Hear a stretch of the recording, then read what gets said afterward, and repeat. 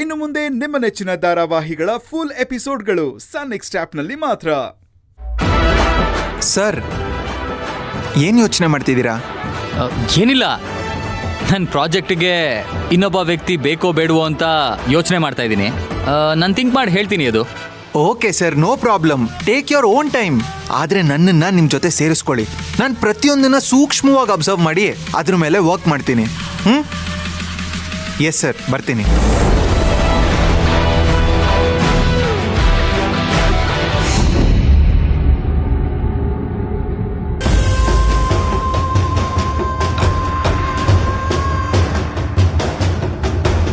ಡಾಕ್ಟ್ರೇ. ಓ ಆದಿತ್ಯ, ಬನ್ನಿ ಬನ್ನಿ. ಹೇಗಿದ್ದೀರಾ? ಹೇಗಿದ್ದಾರೆ ನಿಮ್ಮ ವೈಫು? ಅವಳಿಗೇನು ಚೆನ್ನಾಗಿದ್ದಾಳೆ. ಮತ್ತೆ ಏನು ಬಂದಿದ್ದು? ಅದೇ ಡಾಕ್ಟ್ರೇ, ನನ್ನ ಹೆಂಡ್ತಿನ ಮತ್ತೆ ಯಾವಾಗ ಕರ್ಕೊಂಬರ್ಲಿ, ಅಂದರೆ ಮುಂದಿನ ಟ್ರೀಟ್ಮೆಂಟ್ ಯಾವಾಗ ಅಂತ ಕೇಳಕ್ಕೆ ಬಂದೆ. ಅಲ್ಲಪ್ಪ, ನಾನು ಕೊಟ್ಟಿರೋ ಮೆಡಿಸಿನ್ನ ನಿಮ್ಮ ಹೆಂಡತಿ ತಗೋತಿದ್ದಾರೆ ತಾನೆ? ಅದನ್ನೇ ಇನ್ನೂ ಸ್ವಲ್ಪ ದಿನ ಕಂಟಿನ್ಯೂ ಮಾಡಲಿ, ಆಮೇಲೆ ಕರ್ಕೊಂಬಂದ್ರೆ ಆಯಿತು. ಇಲ್ಲ ಡಾಕ್ಟ್ರೆ, ಅಷ್ಟೆಲ್ಲ ಟೈಮ್ ಇಲ್ಲ. ಆದಷ್ಟು ಬೇಗ ಈ ಕೆಲಸ ಮುಗಿದ್ಬಿಡ್ಬೇಕು. ಅರೆ, ಯಾಕೆ ಇಷ್ಟೊಂದು ಅವಸರ ಮಾಡ್ತಾ ಇದ್ದೀರಾ? ಏನು ವಿಷಯ? ಅವಳ ಫ್ರೆಂಡ್ ಒಬ್ಳು ಗೈನಕಾಲಜಿಸ್ಟ್ ಹತ್ರ ಕರ್ಕೊಂಡು ಹೋಗಿದ್ದಾಳೆ. ಅಲ್ರಿ, ಬುದ್ಧಿ ಇದೆಯೇನ್ರಿ ನಿಮಗೆ? ಬೇರೆ ಡಾಕ್ಟರ್ ಹತ್ರ ಕರ್ಕೊಂಡು ಹೋಗಕ್ಕೆ ನೀವ್ಯಾಕೆ ಒಪ್ಕೊಂಡ್ರಿ? ಇದು ಡೇಂಜರ್ ಅಂತ ಗೊತ್ತಿಲ್ವಾ ನಿಮಗೆ? ಗೊತ್ತಿದೆ ಡಾಕ್ಟ್ರೆ, ಆದ್ರೆ ಅವಳ ಫ್ರೆಂಡು ತುಂಬ ಒತ್ತಾಯ ಮಾಡಿದ್ಲು. ನಾನು ಜಾಸ್ತಿ ಬೇಡ ಅಂದರೆ ಅನುಮಾನ ಬರುತ್ತೆ ಅಂತ ಸುಮ್ಮನಾದೆ. ಅದು ಅಲ್ಲದೆ ನಿಮ್ಮ ಮೆಡಿಸಿನ್ ಎಫೆಕ್ಟು ಏನಾಗಿದೆ ಅಂತ ತಿಳ್ಕೊಂಡಂಗೆ ಆಗತ್ತೆ ಅಲ್ವಾ? ಅದಕ್ಕೆ ಹೋಗ್ಲಿ ಅಂತ ತಡೆಯೋಕೆ ಹೋಗಲಿಲ್ಲ. ಅಂದ್ರೆ ನನ್ನ ಮೇಲೆ ಅನುಮಾನನೇ ನಿಮಗೆ? ಅನುಮಾನ ಅಂತ ಅಲ್ಲ, ಇಷ್ಟು ದಿನ ಮೆಡಿಸಿನ್ ತಗೊಂಡಿದ್ದಾಳೆ ಅಲ್ವಾ, ಅದ್ರ ಎಫೆಕ್ಟ್ ಏನು ಅಂತ ಗೊತ್ತಾಗತ್ತಲ್ವಾ? ನಮ್ಮ ಔಷಧಿಗಳು ಅಷ್ಟು ಬೇಗ ಪರಿಣಾಮ ಬೀರಲ್ಲ, ಅದಕ್ಕೆ ಸ್ವಲ್ಪ ಸಮಯ ಬೇಕಾಗುತ್ತೆ. ಆ ಸಮಯ ಅನ್ನೋದೇ ನನ್ನ ಹತ್ರ ಇವಾಗ ಇಲ್ಲದೆ ಇರೋದು. ನೋಡಿ, ಈ ಸಲ ಏನೋ ನನ್ನ ಕೇಳಿ ಕರ್ಕೊಂಡೋಗಿ ಚೆಕ್ ಮಾಡಿಸ್ತಾ ಇದ್ದಾರೆ. ಆದರೆ ಎಲ್ಲ ಟೈಮು ನನ್ನ ಕೇಳೇ ಕರ್ಕೊಂಡು ಹೋಗ್ತಾರೆ ಅನ್ನೋದಕ್ಕೆ ಏನು ಗ್ಯಾರಂಟಿ? ಏನೋ ನನ್ನ ಹೆಂಡ್ತಿ ನನ್ನ ಮಾತು ಕೇಳೋ ಹಾಗೆ ನಾನು ಮಾಡ್ಕೊಂಡಿದ್ದೀನಿ. ಅದರಿಂದ ಎಲ್ಲ ನಾನು ಅಂದ್ಕೊಂಡಂಗೆ ನಡೀತಾ ಇದೆ. ಒಂದು ವೇಳೆ ಅವಳಿಗೆ ತಲೆ ಕೆಡಿಸಿ ನನಗೆ ಗೊತ್ತಾಗ್ದಂಗೆ ಪ್ಯಾರಲಲ್ ಟ್ರೀಟ್ಮೆಂಟ್ ಶುರು ಮಾಡಿಬಿಟ್ರೆ ನನ್ನ ಶ್ರಮ, ದುಡ್ಡು, ಅದಕ್ಕಿಂತ ಹೆಚ್ಚಾಗಿ ನನ್ನ ಪ್ಲ್ಯಾನ್ ಎಲ್ಲ ಎಕ್ಕುಟ್ಟೋಗ್ಬಿಡುತ್ತೆ. ಅದಕ್ಕೂ ಮುಂಚೆ ಅವಳು ಪರ್ಮನೆಂಟಾಗಿ ಸ್ಟೆರಾಯ್ಡ್ ಅಂದರೆ ಪಂಜೆ ಆಗಬೇಕು. ಆಯ್ತು, ನೀವು ಹೇಳೋದು ನಿಜಾನೇ. ನಾಳಿದ್ದು ಬೆಳಗ್ಗೆ ನಿಮ್ಮ ಹೆಂಡ್ತಿನ ಕರ್ಕೊಬನ್ನಿ. ಈ ಔಷಧಿನ ಇದನ್ನ ನಿಮ್ಮ ಹೆಂಡತಿ ಮೇಲೆ ಪ್ರಯೋಗಿಸ್ತೀನಿ. ಅವರು ಶಾಶ್ವತವಾಗಿ ಬಂಜೆ ಆಗೋಗ್ತಾರೆ.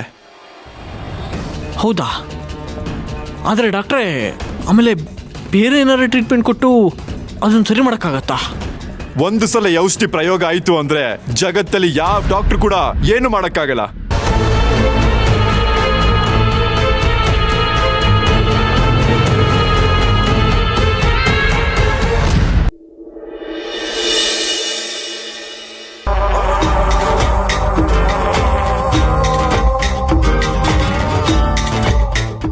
ಸರ್. ಇದು ಏನು ಇಷ್ಟೊತ್ತಾದರೂ ಇಲ್ಲೇ ಇದ್ದೀರಾ? ಸರ್, ಅದು ನಿಮ್ಮ ಹೊಸ ಪ್ರಾಜೆಕ್ಟಲ್ಲಿ ಸೇರಿಸ್ಕೊಳ್ಳೋದ್ರ ಬಗ್ಗೆ ಏನು ಡಿಸೈಡ್ ಮಾಡಿದ್ರಿ ಸರ್? ಇವನು ನನ್ನ ಬೆನ್ನು ಬಿಡೋ ಹಾಗೆ ಕಾಣಿಸ್ತಾ ಇಲ್ಲ. ಕಟ್ ಥ್ರೋಟಾಗಿ ಹೇಳಿಬಿಡ್ಬೇಕು. ಸರ್, ಏನು ಯೋಚನೆ ಮಾಡ್ತಿದ್ದೀರಾ? ಪ್ಲೀಸ್ ಸರ್, ನಿಮ್ಮ ಜೊತೆ ಕೆಲಸ ಮಾಡೋದಕ್ಕೆ ನಂಗೊಂದು ಅವಕಾಶ ಕೊಡಿ ಸರ್. ಆಗಲ್ಲ ಅಂತ ಮಾತ್ರ ಹೇಳಕ್ಕೆ ಹೋಗ್ಬೇಡಿ ಸರ್. ನಂಗೊಂದು ಒಳ್ಳೆ ನೋಡಿ, ಅದು ಇದಿನ್ನೂ ಸ್ಟಾರ್ಟಿಂಗ್ ಸ್ಟೇಜಲ್ಲಿದೆ. ಇದಿನ್ನೂ ನ್ಯೂ ಪ್ರಾಜೆಕ್ಟು. ಈಗಲೇ ನಾನು ತುಂಬ ಜನ ತಗೊಂಡ್ರೆ ಮ್ಯಾನೇಜ್ ಮಾಡೋದಕ್ಕೆ ಕಷ್ಟ ಆಗತ್ತೆ. ಇದೊಂದು ಸ್ಟೇಜಿಗೆ ಬಂದಮೇಲೆ ಆಮೇಲೆ ನೋಡೋಣ. ಆಮೇಲೆ ಬೇಕಾದರೆ ನಿಮ್ಮನ್ನು ಕನ್ಸಿಡರ್ ಮಾಡ್ತೀನಿ. ಇವನು ನನ್ನನ್ನು ಅವಾಯ್ಡ್ ಮಾಡ್ತಿದ್ದಾನೆ ಅನ್ಸುತ್ತೆ. ನೋ, ನಾನು ಸೋಲ್ಬಾರ್ದು. ನಾನು ಈ ಪ್ರಾಜೆಕ್ಟಲ್ಲಿ ಇಲ್ಲ ಅಂದರೆ ಇವರಿಬ್ಬರ ಬಗ್ಗೆ ನಿಗಾ ಇಡೋಕ್ಕಾಗಲ್ಲ. ಹೌದಾ sir? It's my bad luck sir. ಇದರಲ್ಲಿ ನನ್ನ ಸ್ವಾರ್ಥ ಮಾತ್ರ ಇರಲಿಲ್ಲ ಸರ್, ಒಂದು ಬ್ರಾಡ್ ವೇ ಆಫ್ ಥಿಂಕಿಂಗ್ ಇತ್ತು. ಏನ್ ಹೇಳ್ತಿದ್ದೀರಾ ಇದು? ಹೌದು ಸರ್, ಅವತ್ತು ನನಗೆ ಅಟ್ಯಾಕ್ ಆದಾಗ ನೀವು ಸೇವ್ ಮಾಡಿದ್ರಿ. ನಾನು ಬಾರಲ್ಲಿ ಹೊಡೆದಾಡ್ಕೊಂಡಾಗ ಟ್ರೀಟ್ಮೆಂಟ್ ಕೊಡಿಸಿ ಪೊಲೀಸ್ ಕೇಸಿಂದ ಪಾರ್ ಮಾಡಿದ್ರಿ. ನೀವು ಮಾಡಿರೋ ಉಪಕಾರ ಒಂದಾ ಎರಡಾ ಸರ್? ನಿಮ್ಮ ಋಣ ನನ್ನ ಹೆಗಲ್ ಮೇಲಿದೆ ಸರ್. ನೀವೊಂದು ಅವಕಾಶ ಕೊಟ್ರೆ ನಿಮ್ಮ ಜೊತೆ ಕೆಲಸ ಮಾಡಿ ಆ ಋಣನ ತೀರಿಸ್ತೀನಿ ಸರ್. ಸರ್, ನೀವು ನನ್ನ ಪ್ರಾಜೆಕ್ಟಲ್ಲಿ ಸೇರಿಸ್ಕೊಳ್ಳಲ್ಲ ಅಂತಿದ್ದೀರಾ, ಆದರೆ ನನಗೆ ನಿಮ್ಮ ಪ್ರಾಜೆಕ್ಟಲ್ಲಿ ಒಂದು ಅನುಭವ ಸಿಗ್ತಿಲ್ಲ ಅನ್ನೋದಕ್ಕಿಂತ ನಿಮ್ಮ ಋಣನ ತೀರ್ಸೋಕ್ಕಾಗ್ತಿಲ್ಲ ಅನ್ನೋ ಬೇಜಾರಾಗ್ತಿದೆ. ಆದರೆ ನನಗೊಂದೊಳ್ಳೆ ಆಪರ್ಚುನಿಟಿ ಇದೆ ಸರ್. ಈಗ ನೀವು ಎಲೆಕ್ಷನ್ನಲ್ಲಿ ಕಾಂಟೆಸ್ಟ್ ಮಾಡ್ತಿದ್ದೀರಾ, ನಾನು ನಿಮ್ಮ ಪರವಾಗಿ ಪ್ರಚಾರ ಕೇಳಿತೀನಿ ಸರ್, ಕ್ಯಾಂಪೇನ್ ಮಾಡ್ತೀನಿ. ಅದಕ್ಕಾದ್ರೂ ಒಂದೇ ಒಂದು ಅವಕಾಶ ಮಾಡಿಕೊಡಿ ಸರ್, ಬೇಡ ಅನ್ಬೇಡಿ ಸರ್, ಪ್ಲೀಸ್ ಸರ್. ಸರ್, ಹೀಗಾದ್ರೂ ನಾನು ನಿಮ್ಮ ಋಣ ತೀರಿಸ್ತೀನಿ ಸರ್.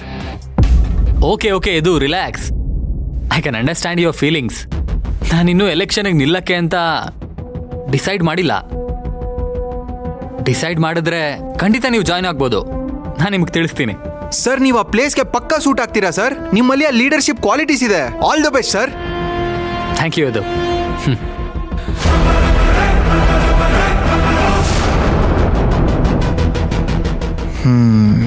ಪ್ರೀತಮ್, ನೀನು ನನ್ನ ಅವಕಾಶದ ಒಂದು ಬಾಗ್ಲು ಕ್ಲೋಸ್ ಮಾಡ್ಬೋದು, ಆದರೆ ನಾನು ಕಾವೇರಿಗೋಸ್ಕರ 108 ಕ್ರೆಸ್ಟ್ ಗೇಟ್ ಹುಡುಕ್ತೀನಿ. ಯಾವುದೂ ಸಿಗಲಿಲ್ಲ ಅಂದರೆ ಗೋಡೆ ಓಡ್ಕೊಂಡು ಬರ್ತೀನಿ. ಈಗ ಕಾವೇರಿ ಜೊತೆ ನನ್ನ ಕಣ್ ತಪ್ಪಿಸಿ ಹೇಗೆ ಓಡಾಡ್ತೀಯೋ ನಾನು ನೋಡ್ತೀನಿ.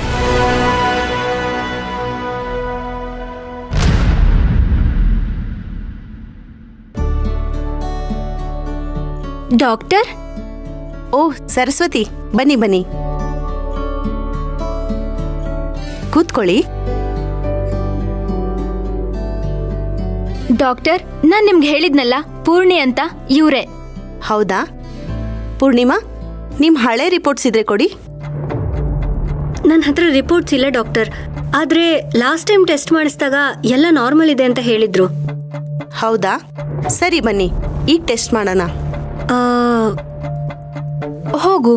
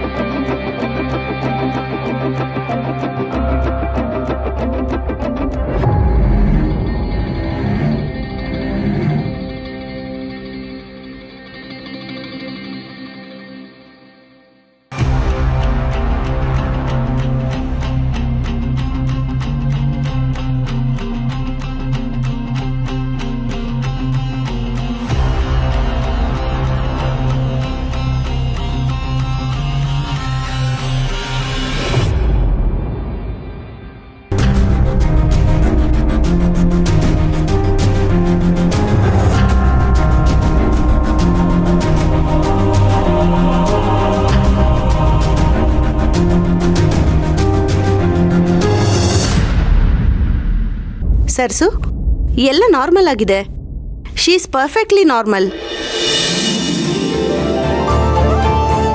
ಇವ್ರಿಗೆ ಯಾವುದೇ ಟ್ರೀಟ್ಮೆಂಟ್ ಬೇಕಾಗಿಲ್ಲ. ಹೌದಾ ಡಾಕ್ಟರ್? ನಾನು ನಾರ್ಮಲ್ ಆಗಿದ್ದೀನಾ? Thank god. ಆ ಆದಿ ಕೊಡಿಸ್ತಿರೋ ಟ್ರೀಟ್ಮೆಂಟ್ ಇಂದ ಇವಳಿಗೇನೂ ತೊಂದರೆ ಆಗಿಲ್ಲ. ಮತ್ತೆ ಏನಾದರೂ ಟೆಸ್ಟ್ ಮಾಡಬೇಕಾಗಿದೆಯಾ ಡಾಕ್ಟರ್? ನೋನೋ, ಯಾವ ಟೆಸ್ಟು ಬೇಕಾಗಿಲ್ಲ.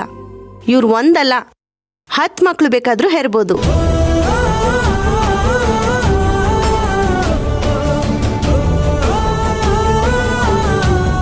ಮತ್ತೆ ಹೀಗಿದ್ರೂ ನಮಗೆ ಮಕ್ಕಳಾಗ್ಲಿಲ್ವಲ್ಲ ಡಾಕ್ಟರ್, ಯಾಕೆ? ಅದಕ್ಕೆ ನಾನಾ ಕಾರಣಗಳಿರುತ್ತಮ್ಮ. ಮಕ್ಕಳಾಗಿಲ್ಲ ಅಂದ ಮಾತ್ರಕ್ಕೆ ಪ್ರಾಬ್ಲಮ್ಮು ಹೆಣ್ಣಲ್ಲಿ ಮಾತ್ರ ಇದೆ ಅಂತಲ್ಲ. ಗಂಡಲ್ಲೂ ಇರ್ಬೋದು. ಇಬ್ರು ಟೆಸ್ಟ್ ಮಾಡಿದಾಗ ಮಾತ್ರ ಸಮಸ್ಯೆ ಎಲ್ಲಿದೆ ಅಂತ ಕಂಡುಹಿಡಿಬೋದು. ಅಂದ್ರೆ ಈಗ ಇವಳು ಗಂಡನ್ ಟೆಸ್ಟ್ ಮಾಡ್ಬೇಕು ಅಂತನಾ? ಎಸ್, ನೀವೊಮ್ಮೆ ನಿಮ್ಮ ಹಸ್ಬೆಂಡ್ನ ಕರ್ಕೊಂಡು ಬನ್ನಿ, ಅವ್ರನ್ನೂ ಟೆಸ್ಟ್ ಮಾಡೋಣ. ಅವರಲ್ಲಿ ಏನಾದರೂ ಪ್ರಾಬ್ಲಮ್ ಇದ್ದರೆ ಅವ್ರಿಗೂ ಟ್ರೀಟ್ಮೆಂಟ್ ಕೊಡಬೇಕಾಗತ್ತೆ. ಆದ್ರೆ ತುಂಬಾ ದಿನಗಳ ಹಿಂದೆ ಅವರು ಟೆಸ್ಟ್ ಮಾಡಿಸಿದ್ರಂತೆ, ಎಲ್ಲ ನಾರ್ಮಲ್ ಇದೆ ಅಂತ ಡಾಕ್ಟರ್ ಹೇಳಿದ್ರಂತೆ. ಹೌದಾ? ಹಾಗಿದ್ರೆ ಒಂದು ಕೆಲಸ ಮಾಡಿ, ನೆಕ್ಸ್ಟ್ ಟೈಮ್ ಬರುವಾಗ ಆ ರಿಪೋರ್ಟ್ಸ್ ತೊಗೊಂಬನ್ನಿ, ನಾನೊಂದ್ಸಲ ನೋಡ್ತೀನಿ. ಬರೀ ರಿಪೋರ್ಟ್ ತಂದ್ರೆ ಸಾಕಾ? ಅದನ್ನು ಯಾರು ಚೆಕ್ ಮಾಡಿದಾರೋ ಗೊತ್ತಿಲ್ಲ. ಇವ್ರ ಹಸ್ಬೆಂಡ್ನೂ ಕರ್ಕೊಂಬಂದ್ರೆ ಒಳ್ಳೆಯದು. ನಾನು ಕೆಲವು ಟೆಸ್ಟ್ ಮಾಡ್ತೀನಿ, ಆಗ ಪ್ರಾಬ್ಲಮ್ ಯಾರಲ್ಲಿದೆ ಅಂತ ಗೊತ್ತಾಗುತ್ತೆ.